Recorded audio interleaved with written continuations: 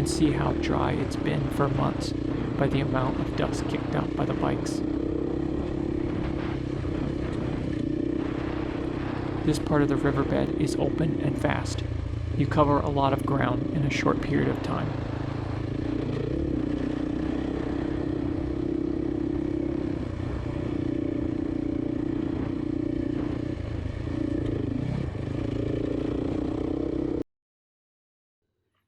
The map kind of shows how much ground we're covering.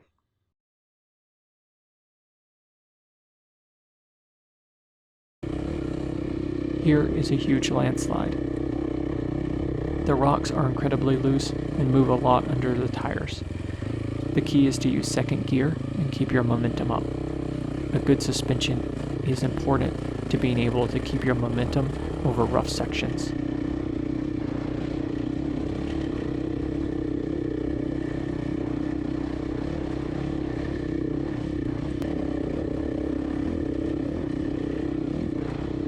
Up near the top, I chose a clear line near the big rock wall, but when the rear kicked sideways, I had to roll out of it because I was headed right for the rock wall.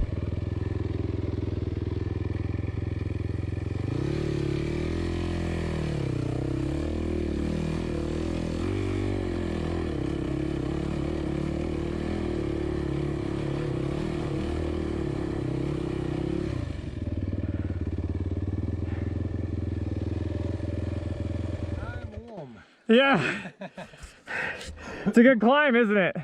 It's a good climb.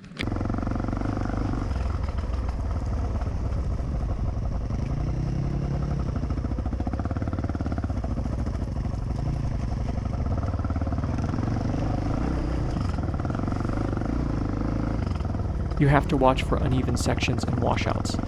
The rear can rebound and throw you forward.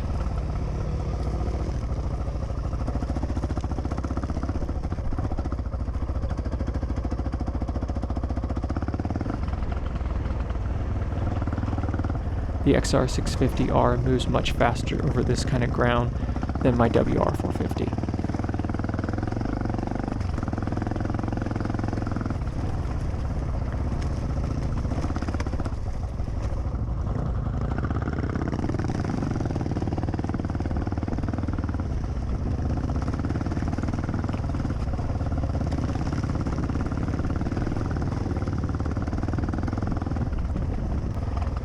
Further up, it narrows down and splits into two forks. There's actually a lot more water up here because the power plant diverts much of the water from continuing onto lower sections. It's not deep enough to be sketchy, but there are big rocks under the water in places and you have to be on your toes. It's plenty deep for a tip over to result in a wet bike.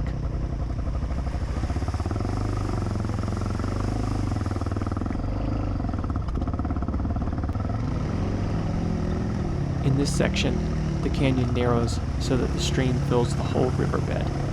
The rocks are large and the water is swift. You have to pick a good line and try to keep your momentum.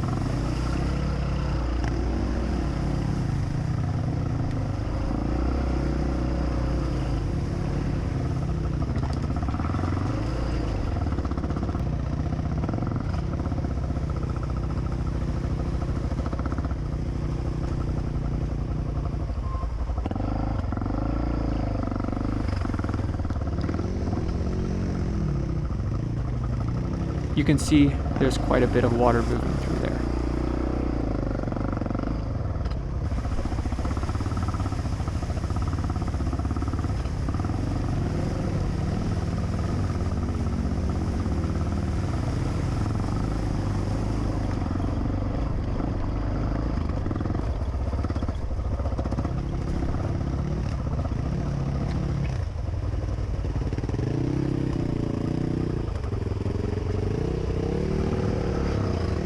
This river crossing is fairly deep and it's key to pick a good line.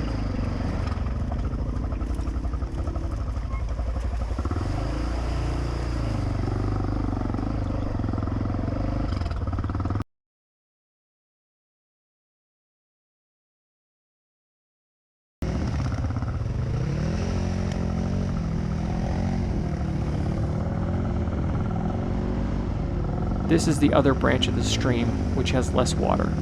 It's easier, but much longer.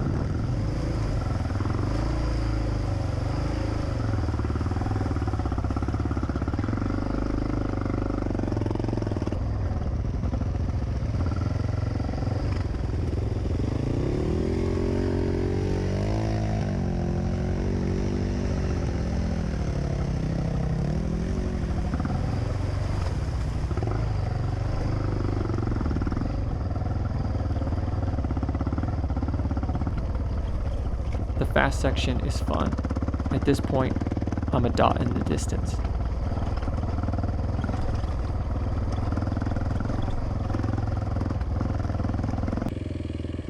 Further up, it gets more technical with a lot more elevation change. Careful tire placement, momentum, and clutch slipping are the keys to getting through this smoothly.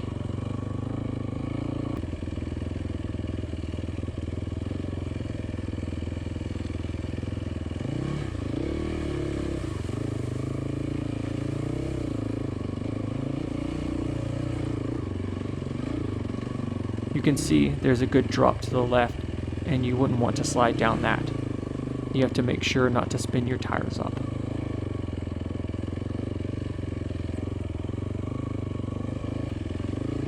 At the top, after we parked, it was a short 100-meter walk up to a beautiful hot spring. I forgot to take photos or video, so I guess I'll have to come back.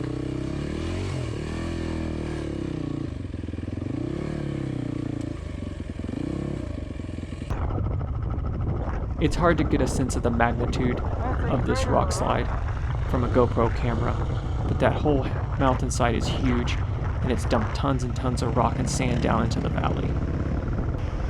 The whole thing we're riding on is basically 10 to 20 meters thick of a recent landslide that came down from the mountain.